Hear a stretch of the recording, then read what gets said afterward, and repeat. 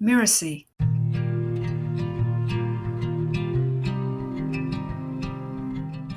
Long ago, when the creatures of the forest first appeared, Great Elk was the most awesome of animals.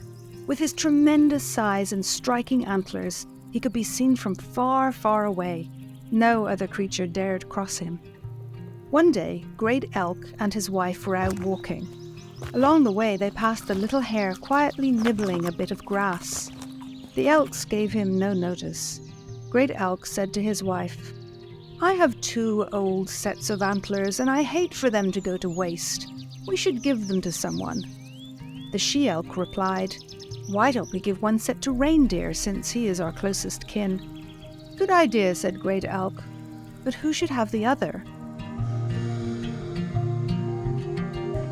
Hi, I'm Lisa Bloom, the story coach, and you're listening to Once Upon a Business.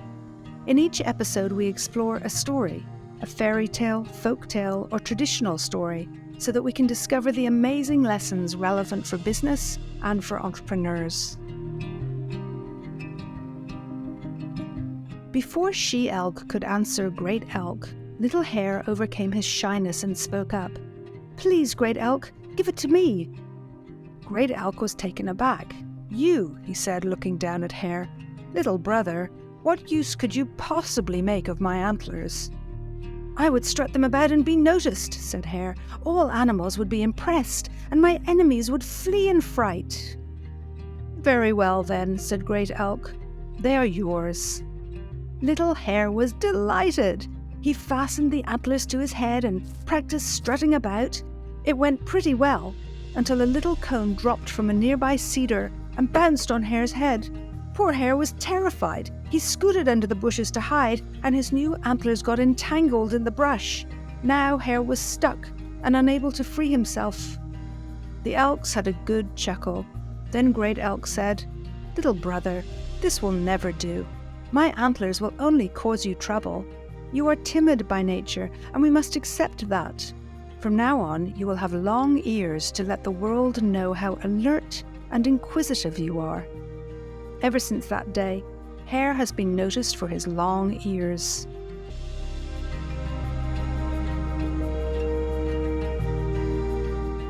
This was a Mirasee tale from Siberia and told by Erica Helm Mead. There are such great insights and lessons in this story. I love how it begins. Great Elk and his wife are out for a stroll. I can picture how regal they look. And there's a kind of peace in place while the little hare quietly nibbles the grass as they walk by. Great Elk wants to find use for his old antlers, and together they talk about who they should give them to. I love that they want to pass on their spare things. It speaks to the importance of sustainability. In this world of new, where we value the bright and shiny, it's refreshing to see the elks consider how their antlers can be reused.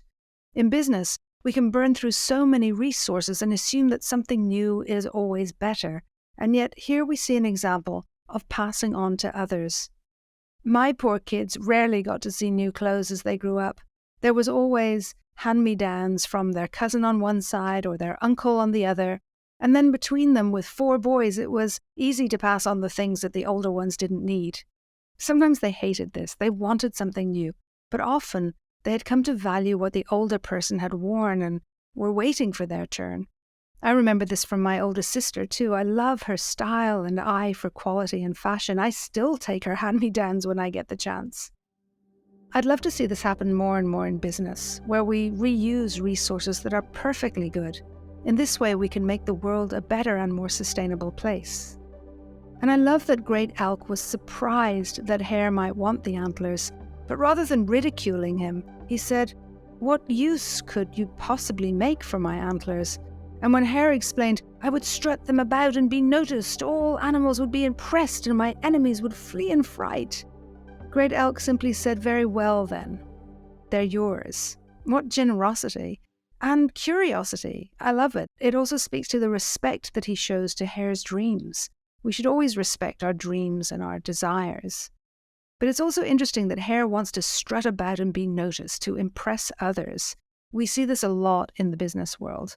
There are always those players that think that if they look good and strut about, they will defeat their enemies. that is, outdo their competition. And yet this is far from the reality and truth of it. You see, hare ends up stumbling and falling into the bushes and getting stuck. This speaks to the importance of authenticity, to be who you truly are, and not to try to become something else. I believe that in business, if we try to take on another persona, to become something that we admire perhaps, but doesn't align with our true selves, then we're bound to stumble and fall. The lesson is that we need to show up as we are, and yet still be aware of what we have to offer that's of value. Great Elk understands this. He suggests that though hare may be timid by nature, if he has long ears, it will accentuate his true and valuable characteristics, that he is alert and inquisitive. So if antlers to make you tall and proud, strong and undefeatable are not the right choice for you, what would be? What are your undeniable strengths, your superpowers?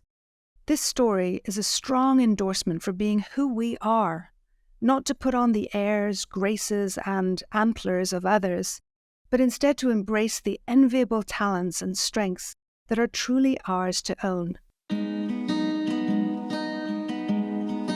I'm Lisa Bloom, and you've been listening to Once Upon a Business. You can find out more about me at story-coach.com. That's story-coach.com. Once Upon a Business is part of the Mirasee FM podcast network, which also includes such shows as Soul Savvy Business and For Better or For Work. This episode of Once Upon a Business was produced by Cynthia Lamb. Mishi Lance and Jeff Govertson assembled the episode. Danny Inney is our executive producer. To catch the great episodes that are coming up on Once Upon a Business, please like and follow us on Mirasee FM's YouTube channel or your favorite podcast player. And if you enjoyed the show, please leave us a comment or a starred review. It's the best way to help us get these ideas to more people. Thank you. We'll see you next time.